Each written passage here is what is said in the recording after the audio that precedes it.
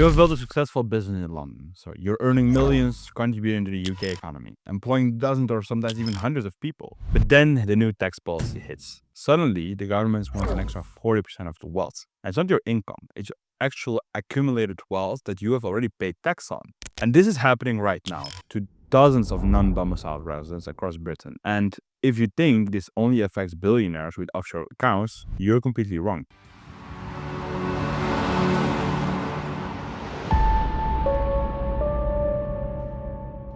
Today, I'm breaking down exactly what Labour's manifesto means for non-doms, why this could trigger the largest wealth exodus in Britain history ever, and most importantly, what your options are if you're caught in this tax storm. Here's what the mainstream media won't tell you. So over 72% of Labour's entire fundraising plan depends on squeezing money out of the non-doms. So they want to fund their spending promises by targeting people who can't even vote on them.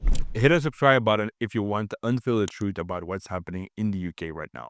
Now let's start with what Labour actually promised. So their manifesto sounds so reasonable. So we will abolish non-dom status once and for all, replacing it with a modern scheme for people genuinely in the country for a short period. Now, but here's what actually is delivered. Complete destruction of a 200-year-old system that actually works. The non-domiciled meaning was simple. If your permanent home was outside the UK, you only paid UK tax on money you brought into Britain. Now, Labour scrapped the proposed 50% discount on foreign income, and they brought offshore trust within inheritance tax scope. And here's the real kicker. You set up a perfectly legal trust in 2025 to protect your family's wealth. Now, Labour can now go back in time and tax those assets. It's like changing the rules of a game after it's already been played. Now, let's look at what's actually happening on the ground. Now, from 6th of April 2025, exposure to inheritance tax will be based on all the individual residency status rather than their domicile. So after 10 years of the UK residence, an individual will be subject to inheritance tax on a worldwide basis. They'll also remain exposed to this tax for 10 years after ceasing to be a UK resident, also known as the 10-year inheritance tax tail. Now, wealth advisors are booked solid. Private banks are processing record accounts closure.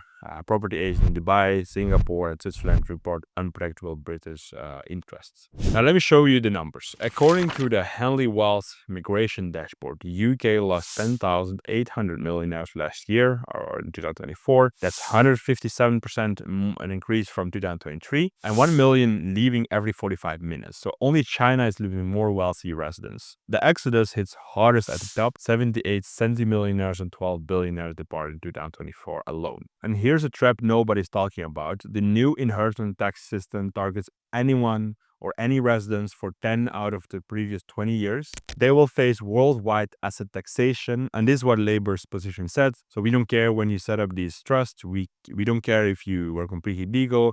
We're taxing it anyway. So all foreign assets held in trust now face UK inheritance tax, regardless of when did you establish it. Families with a generation skipping trust for children's education, they could face immediate 40% inheritance tax liabilities. Now, wealth built over decades and already taxed on, being taxed again because of a reactive rules change. Let me destroy this myth right away. So this isn't just about oligarchs and oil sheikhs. So the non-dom status was used by tech entrepreneurs building global companies from London. We're talking about investment managers with international portfolios, creative professionals working worldwide, multinational business owners or executives, and wealthy retirees choosing the UK for its culture. Now, these people employ British workers, they buy British property, and they spend British businesses. Non-domicile status meant they paid UK tax on UK activities while keeping international earnings abroad.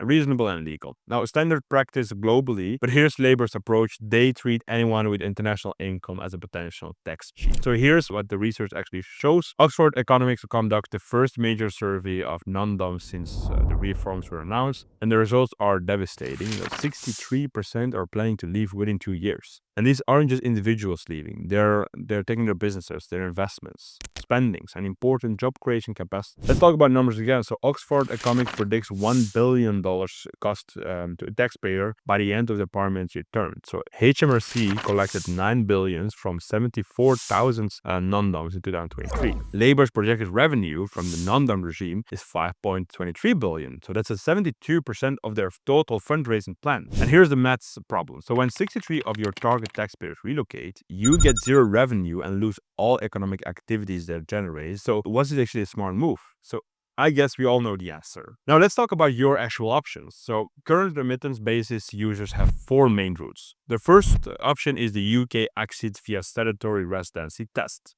Spend fewer than 16 days yearly and you become a non-resident and exit the tax system entirely. Second, Dubai relocation, so zero personal income tax, zero capital gain tax, and no inheritance tax. But here's what life actually looks like after you relocate to Dubai. So you wake up in a city where your business profits in your pocket. There's no inheritance tax, nothing to worry about for your children, and world-class infrastructure. 300 days of sunshine, and you're surrounded by other successful entrepreneurs who made the same smart decision. Third, Cyprus.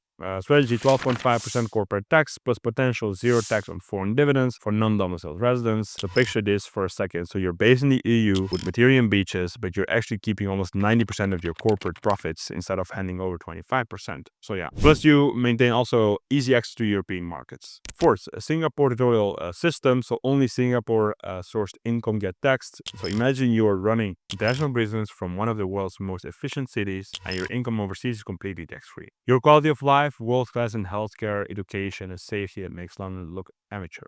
And please remember this, tax residence and domicile are different concepts. You can change your status through proper planning. Here's what the data tells us about migration patterns. According to De Veer Group survey, 42% of the UK financial assets holders are actively seeking transfer to more tax-friendly jurisdictions. Former Treasury economist Chris Walker found 10% of wealthy non-doms have already left, and the Office for Budget Reasonability assumes 12 to 25% will still leave. Now, and that's looking like a massive underestimate, giving Oxford Economics 63% prediction. Now, here's what smart money is doing right now. So they're not waiting. The UAE leads decision rankings, predicting to attract 9,800 millionaires this year. And here's what their new life actually will look like. Now, take our clients who relocated to Dubai last year. So they're not just saving on tax, but they're building wealth faster than ever. One tech entrepreneur told me, I used to stress about the HMRC audits and tax plannings, and now I just wake up focused on growing my business, not protecting it from the governments. And Italy's program charged wealthy foreigners 200 euros or 200,000 euros annually for overseas asset exemptions. Our clients, they describe a lifestyle where they enjoy Mediterranean culture while keeping their international investments completely private.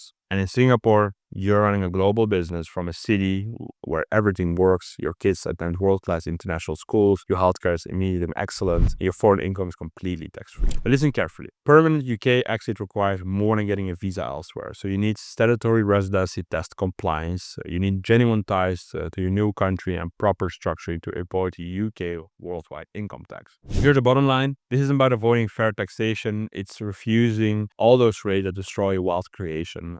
Countries compete for talent and capital. So labor chose to compete with some of the world's highest effective rates or tax rates on mobile people. And it's your choice though. So accept it or relocate to a jurisdiction that wants successful people to thrive. Here's what you need to do next. So Oxford economic data shows affected individuals have less than 5 months to act. Study responded already did £840 million anticipating changes. So here's what's waiting for you on the other side. Our clients who relocate aren't just saving money, they're living better lives. They wake up in countries that celebrate their success instead of punishing it. Their children inherit wealth instead of tax bills, and they focus on building business instead of fighting for governments. At MIFAS, we help those entrepreneurs and those high net worth individuals establish tax residency in Dubai, in Singapore, in Cyprus, or other good locations while keeping everything legal. Visit MIFAS.com for a free consultation. We'll analyze your situation and show you what actually makes sense for you. And picture this, in 6 months from now, while your friends are still paying all those taxes, you could be keeping 100% of your international income while living in a world-class city that actually wants you to succeed. Please don't let Labor's policies destroy decades of wealth building. Legal alternatives exist, but only if you act now. Now, my question, what's your take on Labor's approach? Planning to stay and pay or relocate? Let me know in the comments. If it helps you to understand the UK tax reality, hit that like button, share with other entrepreneurs, subscribe for more tax strategies. Thanks for watching, and I'll see you in the next video.